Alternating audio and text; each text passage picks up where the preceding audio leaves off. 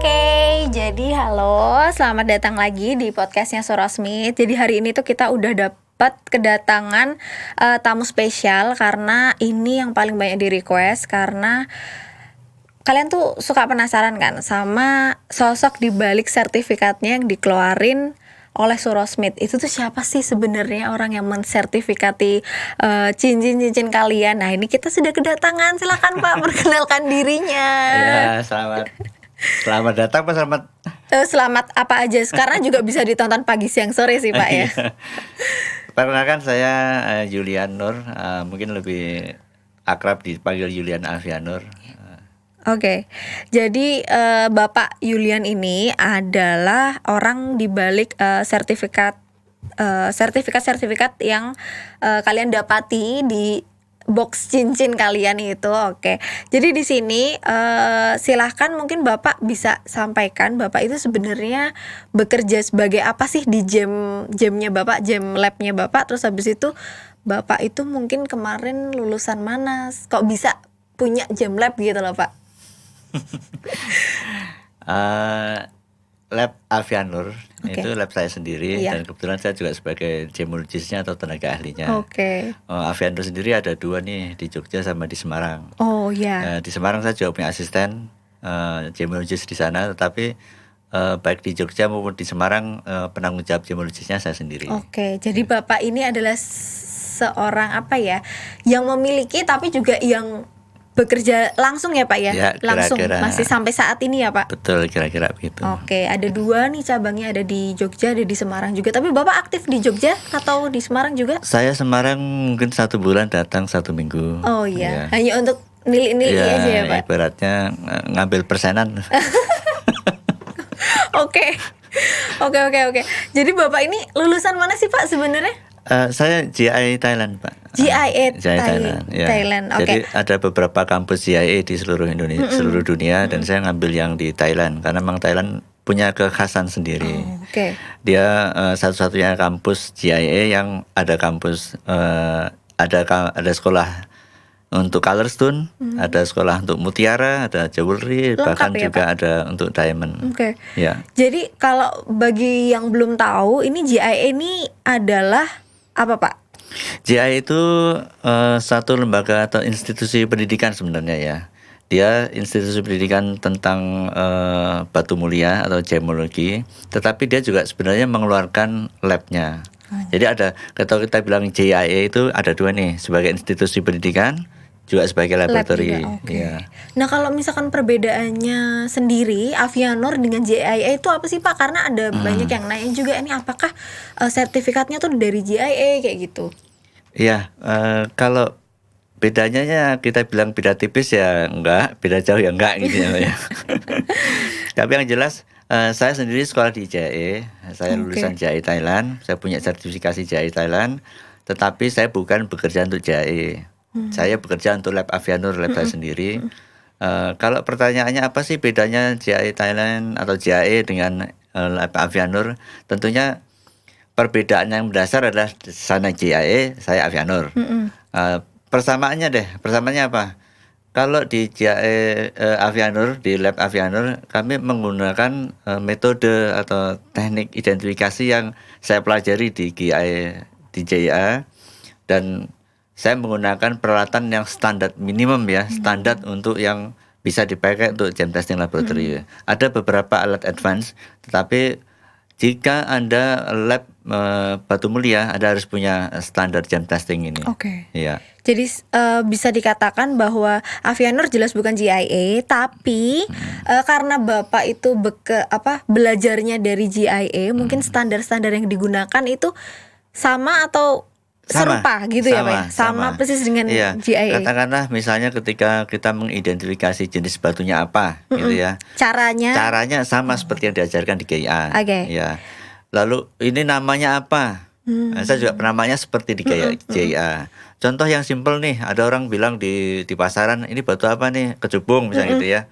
Saya tidak pakai nama kecubung. Oh ya. karena di sistem standar penamaan JI tidak ada kecubung. Dari kecubung. Adanya Itu amatis. bahasa mungkin Nah, bahasa. Jadi sistem penamaannya Oke. pun saya JI, Oh iya. sistem testingnya pun saya JI. Gitu. Dan apa namanya mungkin alatnya juga sesuai standarnya gitu. Ya, alat yang digunakan pun standar jam testing ya. Oke. Ya, ada beberapa merek, ada beberapa pilihan, dan saya menggunakan yang sesuai dengan budget saya gitu ya kira-kira ya, dan sesuai dengan kebutuhan saya seperti itu. Oke.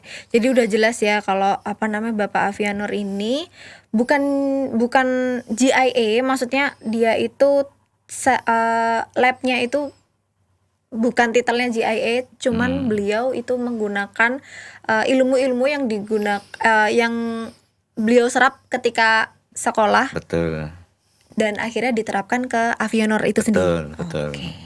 Oke, jadi kalau misalkan selanjutnya saya nanya mengenai sertifikat juga nih Pak. Boleh? Kalau bedanya batu bersertifikat sama enggak tuh apa sih Pak? Karena banyak yang ditanya apa sih pentingnya atau apa gitu Gini, perbedaan. gini. Lab fungsinya adalah memberi lab itu semacam pihak ketiga ya. Jadi kalau jenengan punya batu, jenengan menjual pasti mengatakan yang bagus-bagus itu ya. Iya. Ini batunya natural, ini batunya kualitas tertinggi dan seterusnya. Saya sebagai orang yang bukan punya batu, sebagai orang pihak ketiga akan menilai apa adanya. Jadi ini semacam appraiser. Jadi semacam pandangan pihak ketiga gitu ya. Jadi fungsi daripada sertifikat sendiri pertama memberi jaminan dia keasliannya dan bagaimana kualitasnya itu bisa dilihat dari sertifikat. Fungsinya seperti itu. Itu lebih kurang seperti nek basa Jawa niki klambi gitu ya. Oh iya. Ya. Berarti dia itu memberikan penilaian apakah betul yang disampaikan dari pihak pertama itu ke pihak kedua itu betul nggak sih Iya. gitu ya. Jadi apa namanya yang diklaim itu tuh sebetulnya di dalam kandungan batunya itu Ya, ada nggak ya, gitu. jadi kita semacam memberi identifikasi. Identifikasi, gitu ya. gitu. Identitas nih. Oh, iya. Ini batu nggak perlu kita ngomong bla bla bla, cukup lihat sertifikatnya. Oh ini. Oh, sudah jelas ini. semuanya ada di situ ya, udah Pak ya. Bungkem aja udah nggak cerita. Berarti ini nyambung lagi nih. Kalau misalkan Bapak sebagai gemologis, Ya. gemologis ya sebutannya. Ya. Sebagai gemologis itu kan berarti kan udah pernah mensertifikat atau bahkan mungkin memegang 1000 batu gitu loh Pak. Jadi Bapak tuh mungkin bisa nggak sih membedakan batu secara kasat mata gitu. Saya di sini punya batu. Mana ini tadi batunya? Oh ini. Ini batu kayak gini. Kalau misalkan Bapak tidak ada labelnya, tidak ada bungkusnya apapun, apakah Bapak tuh bisa sampaikan kalau oh ini batunya memang batu atau mungkin buatan atau mungkin serpihan kaca gitu tuh sebenarnya bisa nggak sih Pak? Nanti kalau semua orang bisa begitu, lab nggak Oh laku. ya betul juga ya. Sebenarnya meskipun saya sering pegang batu bahasa Oke. Jermannya, sering lihat batu, Iya. tapi tetap saja karena saya orang lab ya, Iya. sehingga tidak bisa serta merta mengatakan ini jenisnya nih tanpa diidentifikasi, tanpa dicek. Ya. Beda ya kalau saya kebetulan bukan orang batu, orang bukan lab sorry sih. iya. Saya kita tanya nih, ini Mbak Olive bawa batu nih, tanya ke saya, keluarnya jawabannya safir. Oke. Tanya ke pasar nih yang sering pegang safir. Tanya ke orang lagi safir. Berarti buat apa tanya ke Pak Yulian? Oh iya juga sih. Keluarnya juga sama safir. Ya. Tetapi bedanya apa nih saya lab dengan yang orang bukan lab? Sampaikan gitu ya. Karena kalau kita di lab kita uji, Pak. Oke. Kita tes. Karena ada karatnya, Ada kekerasannya, ada indeks biasnya berapa, berat jenisnya bagaimana, warnanya asli atau tidak asli, Detailnya gitu ya, Pak. treatmentnya apa, itu yang kita lihat, kita cek betul, nggak cuma dikira-kira ya. Oh kalau ini biru, oh safir nih. Oh iya pasti safir ya belum tentu Iya, juga ya. belum tentu safir. Meskipun ini dapat safir, safirnya treatmentnya apa ya? Apa di heat, apa di warnanya tidak asli, apa mungkin udah pecah ditambal. Oh betul juga. Tugas kita begitu. Oh gitu. Tugas kita memberikan disclosure, memberikan lampiran pada yang mau batu ini. Ya beli safir, pertama saya bilang speknya dulu, beratnya sekian, ukurannya begini. Lalu warnanya warna biru gimana? Vivid blue atau cornflower blue. Nanti treatmentnya apa? Apakah ini natural tanpa treatment? Treatment itu begini. Orang mungkin salah paham nih. Kalau udah treatment berarti nggak asli. Sorry, treatment itu batu asli tapi disesuatukan sehingga dia mungkin birunya lebih cerah, gitu. birunya lebih tua, clarity-nya lebih bagus. Nah, itu di treatment. Treatment itu termasuk cutting gitu nggak sih Pak? Bukan. Oh berarti yang yang mungkin Ya, warna bahasa atau lainnya gimana? enhance. To enhance color. Iya. To enhance Lebih- clarity. Untuk meningkatkan warnanya, meningkatkan kejernihannya. Lebih mengeluarkan Betul, keaslian betul. dari. Kayak kalau Mbak Alif wajahnya di treatment. Oh ya. Apa nih tujuannya supaya lebih putih? Oh iya. Jadi lebih sebenarnya bentuknya glossy. kayak gitu aja, Iya, cuman aslinya ya kayak gitu aja. iya, riasannya mungkin ya Pak ya. Bentuknya. Oke.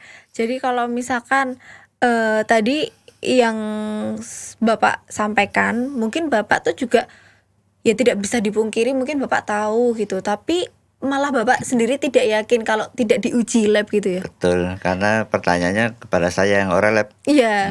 Jadi saya nggak Beda mungkin. berani. Iya. Mungkin beda orang kalau yang di pasar atau mungkin beberapa tahun lalu kan kayak ramai banget nih batu akik, terus kayak orang ke tukang batu akik terus oh ini batunya ini Iya. gitu ya. Ya. Mungkin tuh bisa kayak gitu juga, cuman Iya. kalau Bapak sendiri lebih mantep untuk mengujinya Iya. secara langsung Iya, gitu ya Pak ya. Jadi betul. tidak langsung mengeluarkan statement. Betul, Gitu karena ya. kita lab. Jadi ada orang yang kadang-kadang begini Mbak Alif, datang ke tempat kita di lab, coba saya juga tahu safir kok Mas, kok mahal banget sih. Saya juga tahu itu safir kok, cuma tinggal ngeprint, foto, cetak dan terusnya. Enggak Pak, kalau iya. meskipun saya sudah menduga ini safir tetap saya tes, ya karena kan segala kemungkinan tuh bisa ya. Apalagi dengan teknologi sekarang, contoh yang sedang canggih-canggihnya ini synthetic diamond. Oh iya. Itu itu jangankan tanpa alat ya, pakai alat aja susah kita. Jadi saking identiknya miripnya, gitu. ya saking identiknya, dan itu akan berkembang terus. Iya. Jadi orang-orang dulu mungkin sangat mudah membedakan safir dan bukan safir, tapi mungkin semakin kesini akan semakin susah. Natural safir sama synthetic sapphire. Oke. Yeah. Jadi teknologinya juga berkembang, mungkin ilmunya juga semakin lama semakin mengikuti gitu ya Pak. Betul. Jadi ibaratnya pencuri itu selalu lebih dulu daripada polisi gitu loh. Betul, Jadi betul. Mereka tahu nih kalau safir Salahnya di mana lab gitu ya. ngeceknya begini, jadi harus begini. Oke. Nah, itu tapi ya. Mungkin berarti itu bisa dibilang tanggung jawab moral aja gitu ya Pak ya. Secara batin ya Bapak lebih mantep gitu kalau diuji gitu ya, karena Bapak basicnya memang karena ada ilmunya. Betul, gitu. karena kita orang lab justru sebenarnya lebih tahu tentang tipuan-tipuan itu daripada orang bukan lab. Iya, karena memang ujinya juga pakai alat satu persatu Ya, gitu ya Pak. kita analog sekarang lagi zamannya corona gitu ya. Orang yang tidak tahu corona easy aja deh jalan kemana-kemana. Oke. Tapi dokter yang tahu corona dia takut betul. Keluar saya hati-hati betul. Kan dia tahu, dia lebih tahu ilmunya. Betul. Sebabnya apa, terus habis itu nanti Ya, jadi karena saya lebih tahu tentang batu, saya jadi lebih takut sama asli atau tidak aslinya itu. Takut Gitu. berucap yang Takut ternyata salah. tidak. Oke. Jadi kalau misalkan tadi Bapak sampaikan kalau treatment itu macamnya adalah mungkin mengeluarkan warnanya atau memberikan warna, bisa juga ya Pak ya. Ya. Nah, kalau misalkan tadi saya sampaikan saya salah persepsi, kalau cutting itu tuh sebenarnya apa sih Pak, dan apa yang disebut dengan cutting, dan sebenarnya cutting itu tuh ada berapa banyak macamnya sih? Oke. Jadi kita bedakan ya shape and cut ya. Oke. Jadi kalau di setiap sertifikat manapun pasti ada istilah shape and cut. Bentuk dan potongan kalau bahasa kita ya. Oke. Shape itu ada oval, ada round, ada trillion, ada segitiga, ada segi delapan, itu Ada shape. heart juga. Hearts, itu ada shape, bentuk ya. Oke. Lalu cutting ini ada teknik motongnya, teknik fasettingnya. Oh iya. Jadi ada yang di mix cut, ada yang di gaboson, ada cuma dipoles gitu aja ya. Jadi itu Round cut. bentuknya round tapi gaboson. Oh iya. Jadi shape-nya round, cut-nya gaboson. Ada shape-nya round tapi mix cut. Ada shape-nya round tapi brilliant cut. Jadi cut adalah bentuk-bentuk potongannya. Bentuk katangan. Ya, sebenarnya kalau shape bentuk Secara apa ya? menyeluruh gitu ya. Bentuk. Secara terlihat. Jadi apa ya? Ya shape bentuknya. Cut itu jenis gosokannya. Oke. gitu. Ini baru saya tahu nih Pak, soalnya saya tidak bisa membedakan apa sih maksudnya shape and cut ya. Saya taunya cuman kayak bentuknya kotak, bulat ya itu kan ya Ah, Pak, itu biasa shape. yang terlihat Ya, itu aja ya. shape ya. Oh gitu. Kalau cuttingannya tuh mungkin pahatannya gitu ya. Pahatannya ya, Pahatannya betul, gitu. betul, Oke, betul. kalau di sini nih Pak, kita kan punya sertifikat ini ini contoh sertifikat yang dikeluarkan oleh Oh ya. Avianor ya, oleh Bapak ya. Yulian ini. Bisa dijelasin nggak sih Pak? Saya sebagai orang awam nih saya tidak paham sama sekali di sini kan karena ini bahasanya adalah bahasa Ya, perlepan ya, ya Pak. Saya siap. cuman cuman tahu ada gambarnya gitu aja. Kalau Bapak bisa jelaskan nggak? Ya. Jadi kembali ke tadi ya. Oke. Apa sih sertifikat tuh? Sertifikat itu adalah gem identification, identifikasi daripada batu. Oke. Ya. Jadi Identitas. identitas. Seperti kita punya KTP lah misalnya. Iya. Ada fotonya, ada deskripsinya, tempat tanggalnya dan Oke. seterusnya. Kalau di batu juga gitu nih. Kita membuat identifikasi batu nih. Ada fotonya, lalu ada beratnya berapa, widthnya, beratnya berapa. Kalau di permata itu satuannya karat. Oke. Karatnya CARAT. Karat itu ada satuan berat, bukan satuan kadar seperti di emas kan kadar. Kalau di permata itu satuan berat. Oke, itu widthnya, itu shape and cut yang tadi saya cerita. Shape-nya bulat, cut-nya mungkin bisa mixed cut, bisa round, bisa keboson, bisa diamond cut, brilliant cut dan seterusnya ya. Lalu measurement. Jadi intinya sertifikat atau apapun itu sebutannya ya, ID card dan seterusnya. Ini bahasa mudahnya spek lah. Kita bicara spek. Ya kayak komputer itu ada macam-macam speknya. Ini tuh batu pun juga ada betul. gitu. Jadi orang paling mudah apa yang disebut dengan speknya, warnanya bagaimana, beratnya berapa, ukurannya bagaimana, lalu namanya apa, jenisnya, batunya apa, treatmentnya apa. Ini tercantum semua di sertifikat ini. Oke. Kalau ada sertifikat cuman ada berat dan namanya saja itu masih kurang lengkap. Kurang lengkap. Jadi kita memilih sertifikat yang speknya bisa sedetail mungkin. Ya, sedetail mungkin. Yang bisa dilihat dari ya kira-kira dilihat dari batunya itu kan nggak cuman nama dan berat itu ya Pak ya. Betul. Tapi kan ada banyak hal juga ya. Ini contohnya saya bacakan ya Mbak ya. Yang di tempat Avianor ini gem card. Gem card maksudnya kartu identifikasi dari permata ya. Gem card. Ada beratnya berapa, titik-titik ini. Lalu shape and cut bentuknya tadi saya cerita tadi. Measurement ukurannya nih, panjang lebar tinggi dalam milimeter. Oke. Lalu color tuh warna. Nah, warna perlu nih kita sebutkan karena ada beberapa jenis batu yang ternyata warnanya harus dideskripsi lebih detail. Contoh pada jamrud nih, jamrud atau emerald itu ada orang lebih suka yang yellowish green. Greennya agak-agak kekuningan. Jadi tuh tidak jamrud atau emerald itu tuh maksudnya tidak warnanya itu ada semi-semi keapaan gitu ya Pak ya. Ada yang sukanya bluish green, agak-agak kebiruan. Ada yang sukanya yellowish green. Pantas ketika saya googling misalkan emerald itu warnanya tuh kok beda-beda. Apakah ini emerald yang betul atau asli atau enggak? Sebenarnya keasliannya mungkin sama, cuman warnanya itu semi keapaan gitu tuh ada detailnya masing-masing per batu ya Pak ya. Kalau di topaz ada yang warna Swiss blue, ada yang London blue. Nah itu tuh kan nilai lebih satu permata, khususnya permata color stone ya, justru di warna.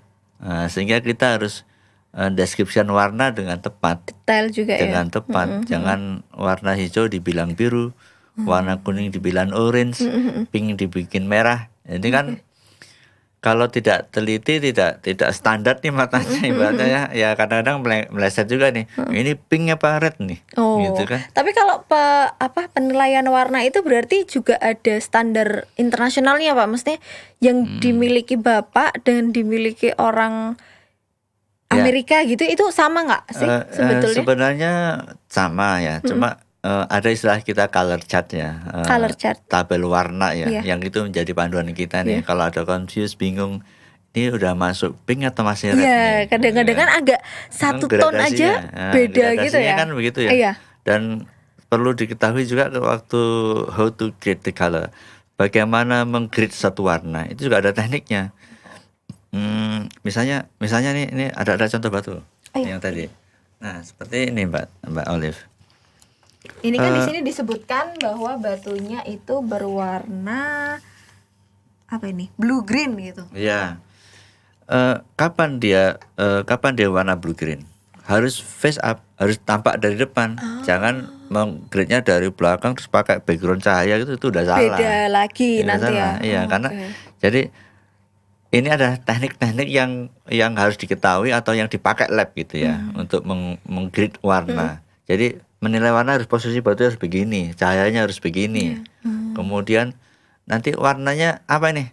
Tadi color chart. Color chart. Oke. Kalau biru ya sama, kita bilang di sini biru ya di Amerika juga bilang biru sama aja gitu. Kalau misalkan dilihat dari ini apa namanya batuan di Indonesia nih Pak, kita agak melenceng sedikit ya dari yang tadi sudah dibahas. Batu mulia di asli Indonesia tuh sebenarnya ada apa aja? Kan otomatis ada banyak banget, tapi ya yang mungkin paling sering dilihat di pasaran itu sebenarnya ada apa aja sih Pak? Yang paling terkenal berlian ya. Kita punya berlian di Kalimantan ya. Berlian Martapura itu udah punya merek sendiri nih di mata dunia gitu. Di mata dunia. Bahkan kalau di lelang Belgia, itu udah ada nama sendiri, Martapura Diamond. Oh, jadi udah punya nama ya Pak? Jadi kita memang sudah punya apa ya istilahnya aset gitu ya. Keistimewaan gitu ya. Alam yang khas Indonesia tuh salah satunya adalah berlian Martapura. Dan sebenarnya banyak lagi yang lain itu daripada itu. Kita apalagi kemarin sempat booming ya. Ada yang memang kebanyakan sih jenisnya Kalsedoni ya. Ada yang dari Aceh. Iya. Ada yang dari Bacan dan seterusnya. Kita punya banyak sekali sebenarnya. Dari kita juga potensial untuk menghasilkan jenis-jenis batu mulia yang lain. Cuma memang masalahnya satu, ada istilah batu permata itu yang jewelry yang bisa dibikin. Jadi maksud saya gini, kita punya garnet contoh ya, kita punya garnet nih, nggak usah jauh-jauh dari Jogja nih, di Klaten tuh kita punya garnet, tapi garnetnya terlalu kecil untuk di fashion, untuk bisa di cutting, terlalu kecil. Ada kadang-kadang punya sumber tetapi terlalu kotor. Nah ini perlu, itu tentunya bukan berarti itu semuanya kecil-kecil gitu. Ada pasti yang besar. Ada nggak semuanya kotor, pasti ada yang bersih. Orang sering underestimate dengan berlian Banjar nih. Kalau benar nggak mau, aku maunya Eropa, maunya kalau berlian Banjar nggak mau. Berlian Eropa yang jelek juga banyak. Iya. Gitu ya. Betul juga. Ya kan pasti punya grade-nya masing-masing. Ada grade sendiri. Kenapa kita di sini Banjar ketemunya jelek-jelek? Yang bagus-bagus sudah dijual keluar. bener juga, soalnya ya apa namanya mungkin harganya juga beda-beda, mungkin kemampuan yang di pasar Indonesia di Indonesia sekian. Kalau misalkan terlalu mahal juga nggak ada yang beli ya, akhirnya kira-kira kurang keluarin lebih gitu ya. Berlian Banjar ada yang warnanya pink, ada yang warnanya biru. Dan itu nggak mungkin dijual di sini. Kenapa? Karena harganya tidak masuk, tidak realistis untuk masyarakat gitu ya. Betul. Nah kalau misalkan dilihat dari kan kenapa sih kok Indonesia punya banyak batu, kan karena mungkin letak geografisnya gitu ya Pak ya. Nah kalau misalkan mungkin nggak sih Pak ada kayak batu-batuan yang belum ditemukan gitu, atau mungkin karena udah jelas-jelas mineralnya di Indonesia tuh hanya itu, ya sebenarnya cuma itu aja, mungkin karena beda warnanya, beda grade-nya, mungkin cuman apa kecerahannya dan segala macam gitu. Jadi pertanyaannya kan bisa saya balik nih. Orang kita belum tahu ternyata itu batu permata. Iya betul juga sih. Hari-harinya cuma ditendang buat ganjil pintu aja, tapi ternyata dia permata. Yang terjadi seperti itu. Jadi permata ini proses pembentukannya jutaan tahun ya. Bukan kemarin nggak ada, sekarang ada. Tiba-tiba 5 menit datangnya. Ini pasti sudah ada dari dulu, cuman kita tidak tahu. Kita tidak tahunya itu mungkin sebenarnya ada di depan mata kita, cuman kita nggak tahu itu permata ya. Iya betul juga sih. Atau mungkin malah nggak pernah kegali ya. Orang dulu mungkin nggak tahu juga kalau ternyata di Kalimantan ada contoh batu bara. Tapi karena ada orang bule yang tahu, orang luar negeri yang tahu itu ada batu bara ya nih. Terus dia gali gitu. Ya, lalu orang-orang kita jadi ngerti nih, nggak perlu pakai lab. Kalau warna seperti itu batu bara nih. Oke, Gitu. jadi berarti ada kemungkinan entah besok anak cucu kita yang menemukan Ah, itu ya Pak ya? yang jelas potensi geologinya Indonesia memungkinkan. Memungkinkan. Oke. Betul. Jadi Betul itu sekali itu. gitu ya Pak ya, bisa dilihat ya, mungkin kita lihat sajalah nanti ya Pak ya. Bukan kita, cuman mungkin entahlah nanti Ya, generasi kita keberapa. berharap ada yang nendang-nendang ketemu berlian di Jogja. Saya juga mau dong Pak kalau undang-undang ketemu berlian gitu, atau lagi main di kali terus tahu ketemu apa emas gitu ya.